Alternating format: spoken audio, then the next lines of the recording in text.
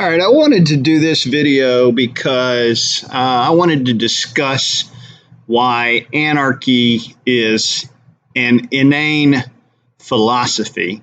After watching James Freeman finally come out of the closet on the Anarchist podcast or videocast, whatever it's called, I think it was time for me to express my opinions on anarchy and why anarchy is stupid. So my screen name is Smash Anarchy, which actually comes from back in the day when I used to troll these anarchists regularly because, again, anarchy is just stupid. And it doesn't surprise me that James Freeman has come out of the closet. He has the smell about him. The anarchist smell. I mean, he uses the dialogue, the dialect, the lingo, the mannerisms. He loves to talk about morality and immorality and and these guys, I believe they have honest intentions, but they've just traveled down the wrong road philosophically. And so I've seen other guys pursue this. I followed the anarchist road myself when I was, in my early 20s. I grew out of it, right? Some of us have a rebellious streak and we eventually grow up, and some of us have a rebellious streak and we never grow up. And that's kind of, how things go. So when I see one of these auditors and they start talking the language, the anarchist language, or they have other indicators, like, for instance, Blind Justice wears the Adam Kokesh freedom hat, right away what you're dealing with is an intellectually dishonest person. And you're never going to be able to get anywhere with them. And I have a tremendous amount of respect for James Freeman. Don't get me wrong. He's there. I mean, he's following the path of freedom, but he isn't. And I don't believe that he fully buys into the anarchist shtick. But who knows? You have, if somebody tells you what they are, then you have to believe them, right? And he has now said unwaveringly that he is, in fact, an anarchist. So what is an anarchist?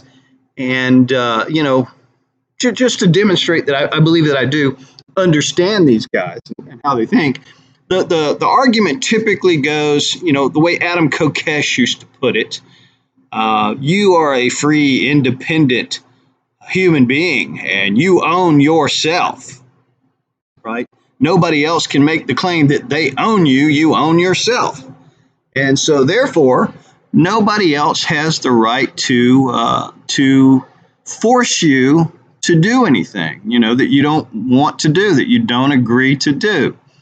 So if somebody does apply force to you and that, in order to coerce you into behaving the way that they want you to behave, they're acting immorally. And you have the right to defend yourself against, violence, right? You have the right to defensive violence. After thinking about these arguments for a long time, I concluded that this was stupid because if all human beings are just doing whatever the hell they want and there is no government, right, eventually humans are going to come into conflict with each other, with one another, and there will be no method to arbitrate. Now, these anarchists, these anarcho-capitalists and whatnot have these methods. They want to privatize the government, which is just a freaking nightmare scenario. If you think what we have now is bad, Imagine government that is just issued out to the highest bidder, right? The ones with the most money are completely and totally in charge. They make the rules, and you get absolutely no say whatsoever. I've seen these guys do things over the years, like try to sell insurance. What always ultimately ends up happening is they end up coming into conflict with each other, ripping each other off. You know, there's always drama among the anarchists. They don't always like to call themselves anarchists. Sometimes they call themselves voluntarists. Sometimes they call themselves, other things. But and you'll hear like the MERB cult call them sovereign citizens. Well, sovereign citizens are something completely different. It's not the same as an anarchist. The sovereign citizens are just idiots that don't know. They don't have an IQ above room temperature. They're just stupid. They picked up crap on the internet and they spread it like a disease. So why is this philosophy stupid? Well, because in order for human beings to live in close proximity with each other, there have to be rules. We have to have rules. And in order for those rules to have any purpose at all, there have to be consequences for violating those rules. And if there are consequences for violating those rules, then there has to be enforcement of the rules. So if you agree to all of that, then you would have to agree that there has to be government, someone to create the rules, one agency to create the rules, and there has to be law enforcement. Right? Rules with consequences are what we call laws. So there have to be quote unquote police. Now, these guys will argue that if you do that, if you create government, then you have a ruling class, right? Well, no, the government is not a ruling class. It is the system that a society selects to create and enforce the rules for the benefit, for the common welfare and the common defense of the society. Right, the common needs, to address the common needs of the society. The anarchists will define government as a monopoly on force in a geographic region. Well, that's true too. And the way that you diffuse an anarchist when they're calling you statist and they're talking about you perpetrating violence on them, you just acknowledge that yes, in fact, you are a statist. And you believe in violence. And I do believe in violence. I believe that violence solves most human conflict. Violence is all there is. You are born into a violent world.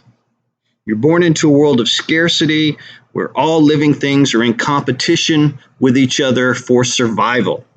And in the absence of the rule of law, you have the rule of nature. Right? You go and try to explain to a hungry lion why it's immoral for that lion to kill you and eat you, and that lion does not care. If it's hungry, it kills you and eats you. And in the absence of the rule of law, might makes right. The humans with the biggest guns, with the most strength, would rule you. You would be subjugated a lot worse than you are now. So anarchy is just stupid. I would suggest that you don't subscribe to Anarchy. I don't hold it against you if you do. I don't hold it against James Freeman. But it does cause me to question their motives, like Blind Justice and James Freeman, when they're out doing their audits. I watch them very carefully to see if they're behaving, if they're acting credibly and responsibly, or if they're just trying to sow discord. And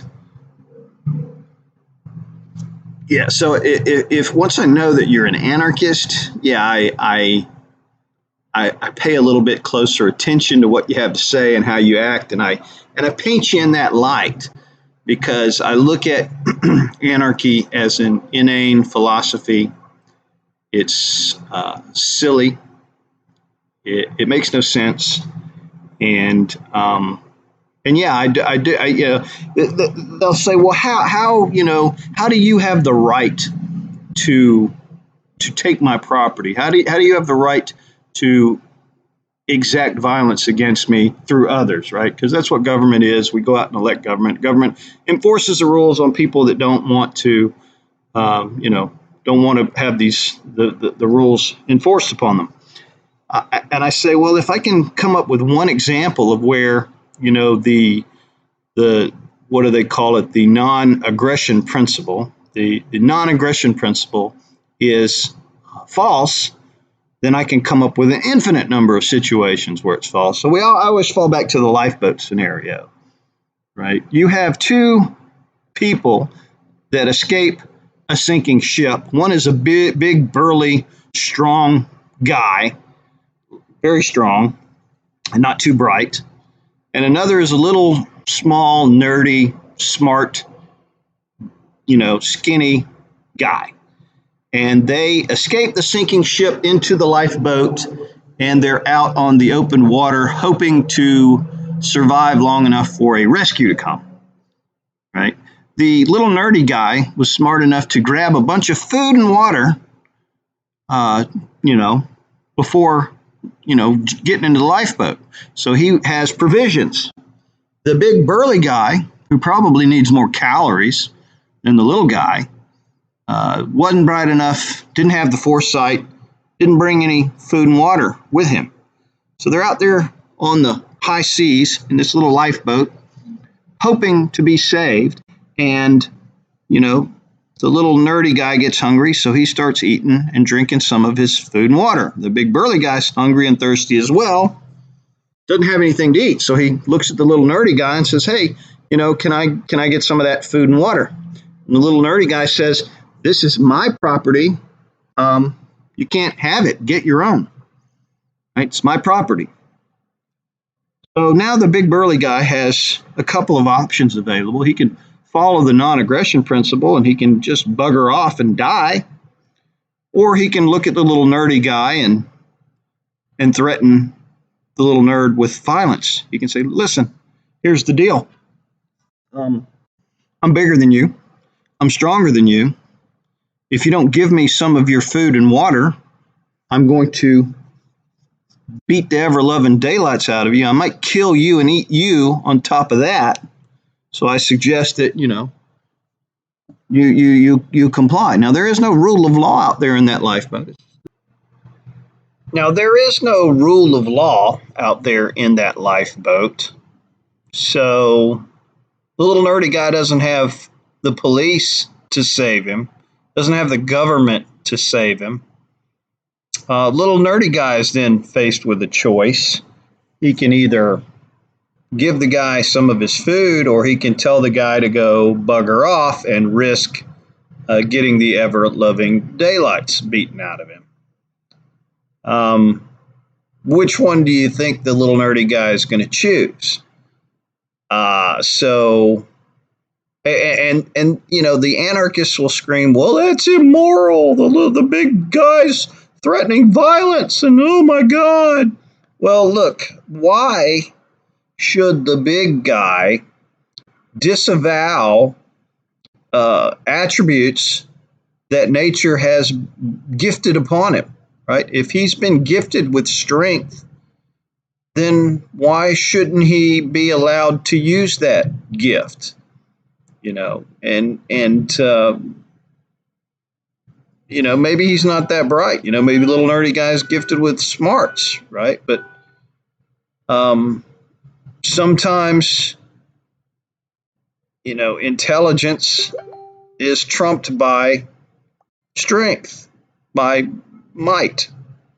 Um, and anytime you start talking about morals and morality and all of that, it really gets murky really quick. So anyway, that's my 2 cents on anarchism. Stupid, and people that engage in it are dumb. I don't hold them in high regard. But by the same token, I mean, if you want to believe in those sorts of principles, then it's your right. You can. I'm not going to try to stop anybody. And I judge people based on their actions as much as on what they have to say, on their words. So James Freeman garners a lot of respect because his actions speak very loudly about him. You watch what he does. He is definitely a freedom-loving person, and he does occasionally indicate that he subscribes to the rule of law. I mean, he will cooperate with the police on occasion, and you know, he's not trying to undermine the system, right, which is the worst case scenario with an anarchist, somebody that's actually actively trying to undermine the government. I remember what's his face, Christopher Cantwell. When he was on his anarchist kick, he had this philosophy that said, well, when that all of this tyranny is going to stop when people actively go out and shoot police officers, right? And when it just becomes too dangerous for police officers to go to work, then the police officers are going to, nobody's going to want to do that job, and then we'll have anarchy, right? Anarchism. And eventually Christopher Cantwell came around and realized how stupid that anarchy philosophy is, and now he's totally different. I won't get into what he's become, but I've seen other people go through the same paths as me. I've seen other people get stuck in certain political ideologies. You really have to, spend some time thinking about the stuff deeply to figure out what the correct path is for you. Anyway, that's it. You guys have a good one.